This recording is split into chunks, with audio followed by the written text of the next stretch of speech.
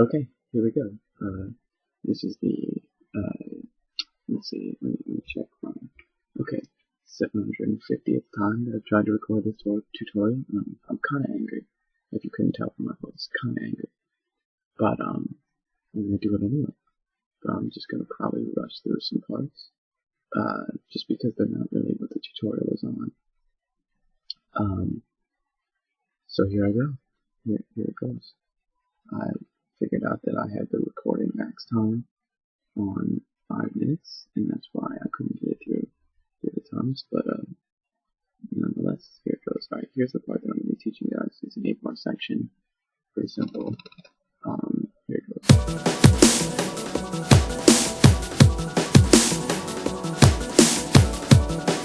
Sorry, you probably can't really hear what's going on there, because I have all the melodic elements and harmonic elements turned down to allow you guys to hear my voice still while I'm recording this. But here goes nothing. Here goes nothing. Alright, so let's get to it. I'll start with this sort of breakbeat kind of thing. Sorry, I just moved closer to the mic so you guys can actually hear me, because I'm looking, and before my voice was only coming to like 28 decibels or something like that. So I hope you guys can actually hear me during this tutorial, but I'll provide some text also. Alright, now here we go. So this is simple. Let's use loops and programs the individual hits, how I want it in drums, and also velocity a little bit, and then I high-passed it. Really simple. I'm thinking of a further explanation. Yeah, okay. So now, my drums, my kick drum first. Here's I have one sort of meaty, punchy kick.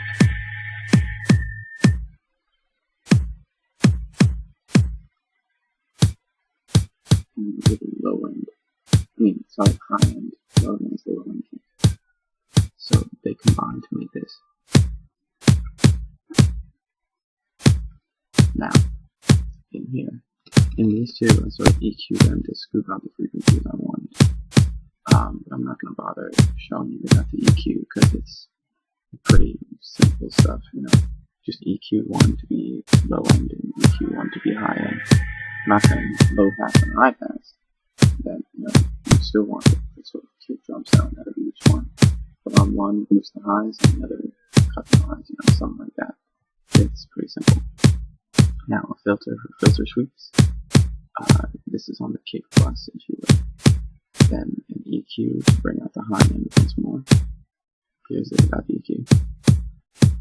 Lower. And then a compressor. Now you can see that compressor really shakes the sound. And I've got a clock setting actually. That's that click through at the beginning punch. Okay, now the snare.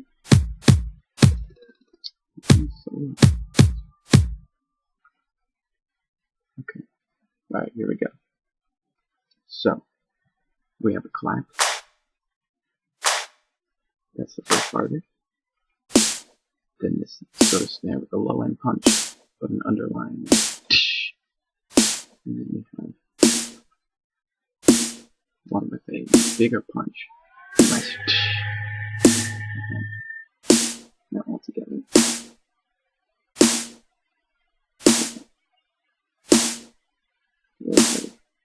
Alright. Sorry, my computer's saying it's just bugging out, so I can't really hear exactly what I'm talking about. So we have an EQ to take out some muddy frequencies. Sounded muddier to me. I don't know if you can really hear that. And a reverb to make it thicker. There's the performance there. Okay, now compressor. The compressor is the main part of this sound, because it makes that through that beginning snap that really that makes the muted sound. So here, with me then. Without, as you can probably figure out. And then with. Okay, now on to the more melodic parts of the track. So,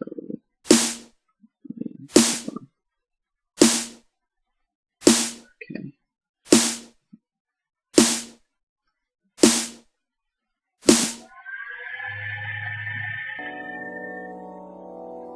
Now here you have my pad. Hope you guys can hear that. This is a simple FM synthesis patch. Let me go with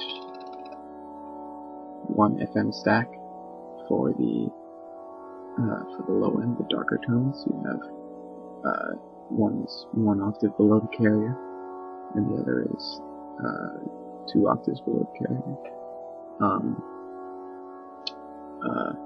These, when the modulators are pitched below the carrier, it gives a darker tone.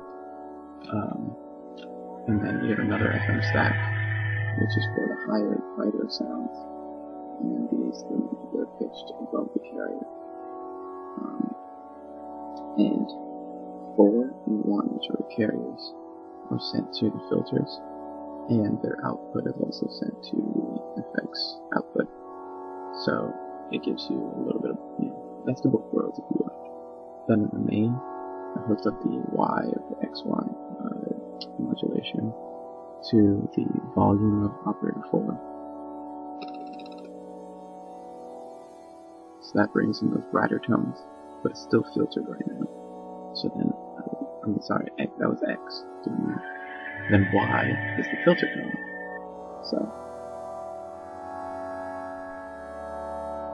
So you can make that bring in the other tones. And then when you put both X and Y up, you can really hear the operator 4. Okay. So that's pretty simple, I hope. I'm no FM synthesis genius. I read a book. It's by... Okay, let me try to remember his name. It's like Simon Can or something. I can't really remember what it's called. How to Make a Noise, Frequency Modulation Synthesis. It's really good. Now, hold on, let's see if this one. Okay. Now on to the next part. We have a piano here. Piano has a simple reverb. That is not the piano. This is the piano. No, this is the piano. Jesus Christ.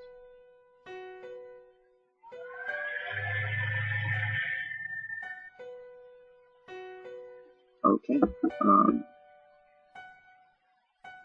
Alright. So, reverb. This is actually the stock FL Studio. This is the default preset for Fruity Reverb. And then EQ, bring up the 3K, bring up the brightness of the piano, I think. Now we have a plucked instrument.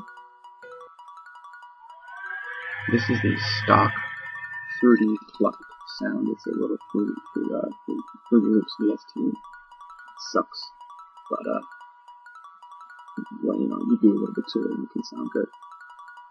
So that's it without any effects. That's it with the EQ, which is sort of like a almost bandpass filter kind of sound going on. And then, oh my god, wow, that's really good. Jesus Christ. Okay, well let me sort of make that again. I just changed the preset that I had on it.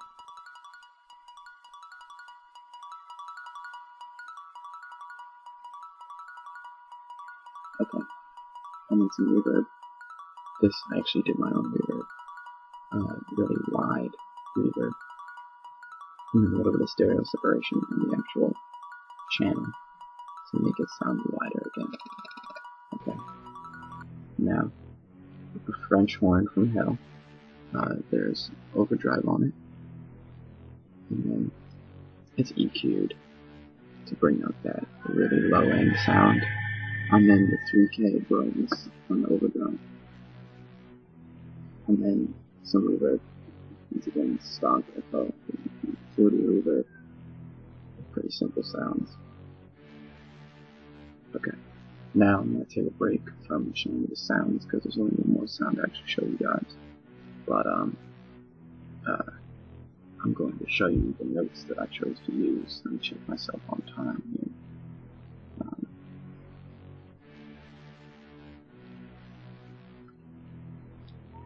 Okay, 10 minutes. Alright, I can finish up in 5 minutes. That is all good. Okay. So, pattern 1, you go from, this is the pad, you go from B minor, E minor. This is an inverted E minor chord, because I didn't want to go up that high too quickly. Then this makes this, that being inverted makes this a more drastic change, because it's a higher tone. Sorry, let me actually let the pad play so you guys can hear this.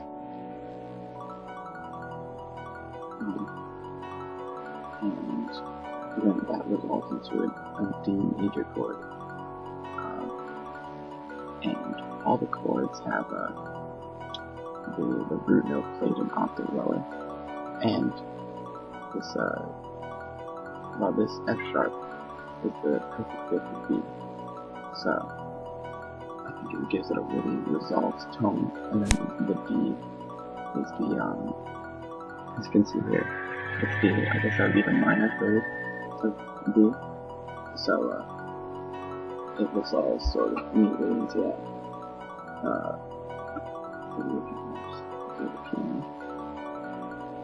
It plays all off of that perfect fifth in the B, and then this chord right here.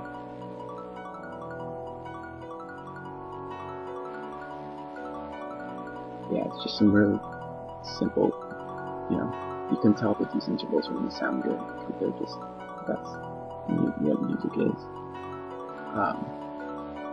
And then I think the chord at the beginning of the bar gives it some pop. Now this pluck, it's a sort of arc pattern. Pretty simple playing the chord, getting to a reading, and then coming down at the end to add a little bit of flair at the end of the full ones. Then the French horn does the same thing. It just plays the root notes of the chords going on the pad with the bass line. But it's descending rather than ascending. Like it goes down first and then and I feel like it gives it a more almost evil tone, more rowdy tone. And it adds a little bit of different flair from the pad. Let me check myself in time. Okay, 2 minutes to experience for that. Alright, this last part is this. That is pretty simple.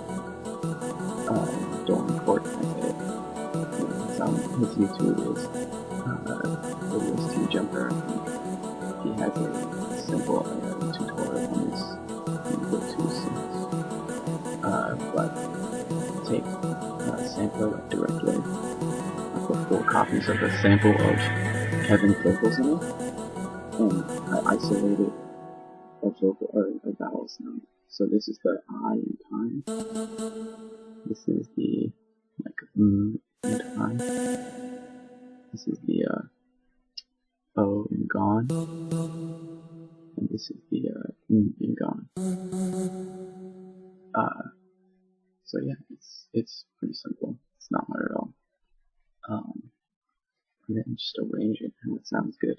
It's going to be in key because the vocals are in key because Kevin can sing. And yeah, so that's pretty much it for the tutorial.